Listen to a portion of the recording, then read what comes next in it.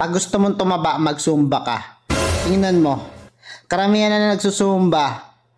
Imbis na pumapaya, tumataba sila. Kasi 'di ba? Kapag halimbawa, sumali ka sa Zumba, magkakaroon ka ng 3 kaibigan. Yung 3 kaibigan mo na yon, pagkatapos niya mag-Zumba, magyayayaan yun, tara kain tayo. Tapos syempre, kaibigan yan eh, hindi ka makakatanggi. E di kain kayo.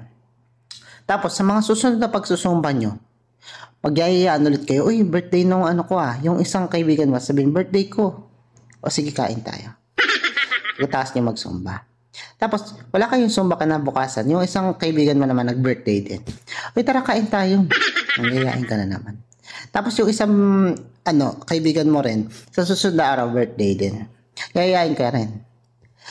Tara kain tayo. Birthday ko. Tapos yung 3 yon, meron pa yung mga anak na nagbe-birthday din. Tapos meron pa yung